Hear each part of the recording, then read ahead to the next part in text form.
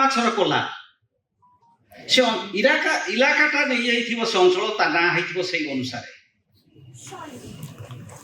ସେ ଆଜି କୋଉଠି ଅଛି? ସେଠି ଯୋଉ ପକ୍ଷୀମାନେ ଥିଲେ ଆମ ପିଲାବେଳେ ଦେଖିଛୁ ଚାଷ ସମୟରେ ଏବଂ ଧାନ କଟା ସମୟରେ ସବୁ ଉଡ଼ି ଆସନ୍ତି ଗାଁ ପାଖକୁ। ଏତେ ପାଚିଲା ଧାନ ଖାଇଥିବେ ଯେ ଉଠି ପାରନ୍ତିନି, ଘଣ୍ଟେ 2 ଘଣ୍ଟା ପଡ଼ିକି ରହିବେ, ତାପରେ କିଛି ପେଟରୁ କିଛି ହଜମ ହେଇଗଲା ପରେ ଉଡ଼ିକି ଯାଆନ୍ତି। ଆମେ ସାର ବ୍ୟବହାର କଲୁ, କୀଟନାଶକ ବ୍ୟବହାର କଲୁ, ବର୍ତ୍ତମାନ ପକ୍ଷୀ ଆଉ ନାହାନ୍ତି। କିନ୍ତୁ ସୁଖର କଥା ଏବେ କିଛି କିଛି ପକ୍ଷୀ ବିଶେଷ କରି ସାତଭାୟା ବୃତ୍ତି ଅଞ୍ଚଳରେ ଆମ ଗାଁ ପେଣ୍ଠ ବେଳାଭୂମିରେ ସେ ବିଲମାନଙ୍କରେ ଆସି ବସୁଛନ୍ତି। ଇଏ ଥିଲା କି ଥିଲା ସେ ରାଜ୍ୟ। ମୋ ଗାଁରୁ ସମୁଦ୍ର ଥିଲା 4 କିଲୋମିଟର,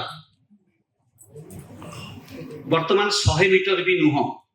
ଗାଁ ମୁଣ୍ଡରେ ସମୁଦ୍ର, ଯୋଉଠି ପେଣ୍ଠ ଆପଣଙ୍କର ଇକୋ ରିଟ୍ରିଟ୍ ହଉଛି। ତେଣୁ ବର୍ତ୍ତମାନ ଯୋଉ ଟପିକ ରହିଛି, ବିଷୟ ରହିଛି କନଜରଭେସନ ଅଫ ମ୍ୟାନଗ୍ରୋଭ୍ସ, ମୁଁ ତା ଦେହରେ ଆଉ ଗୋଟେ ଶବ୍ଦ ଯୋଡ଼ିବି, ରିଷ୍ଟୋରେସନ ଆଣ୍ଡ କନଜରଭେସନ। ସେଠି ପୁନର୍ସ୍ଥାପନ ହବା ଦରକାର। କାହିଁକି ଦରକାର? ଆମର ବାତ୍ୟା ବନ୍ୟାର ଅଞ୍ଚଳ 1885 ମସିହା 85-86 ମସିହାରେ ଯୋଉ ବନ୍ୟାଟି ଜଳପ୍ଲାବନ ହେଲା, ସେ ଗାଁ ସବୁ କଳଦ୍ୱୀପରେ ଭାସିଗଲା।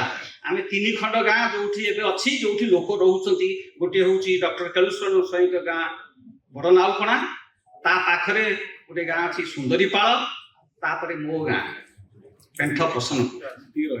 ଆଉ ସବୁ ବେଛ କରି ମଉଜା ହେଇଗଲାଣି। ଏବଂ ଏ ପ୍ରକାର ପରିସ୍ଥିତିରେ ଆମେ ଟୁରିଜିମ କଥା ଚିନ୍ତା କରୁଛେ, ପୁଣି ଇକୋ ଟୁରିଜିମ, ଅର୍ଥାତ୍ ପରିବେଶ ବି ସୁରକ୍ଷିତ ହବ, ପର୍ଯ୍ୟଟନ ବି ହବ। ପର୍ଯ୍ୟଟନ ଆଉ ମନୋରଞ୍ଜନ ହେଇକି ନାହିଁ, ପର୍ଯ୍ୟଟନ ଗୋଟେ ଶିଳ୍ପ ହେଇସାରିଛି, ଇଣ୍ଡଷ୍ଟ୍ରି। ଯେ ଇଣ୍ଡଷ୍ଟ୍ରି ହେଲେ କ'ଣ ହୁଏ? ବିକାଶ ଏବଂ ବିନାଶ, ଏ ଦୁଇଟି କଥାକୁ ଆମେ କହୁଛେ।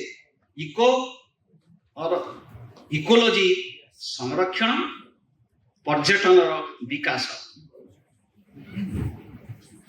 ଏଇ 2 ମାସ ତଳେ ମାନ୍ୟବର ବିଧାୟକ ଆଳି ପ୍ରତାପ ଦେବଙ୍କ ସହିତ ମୁଁ 1.5 ଘଣ୍ଟା ବସି ଆଲୋଚନା କରିଛି ଯୋଉ ଟୁରିଜିମ କରିଡର ବିଷୟରେ।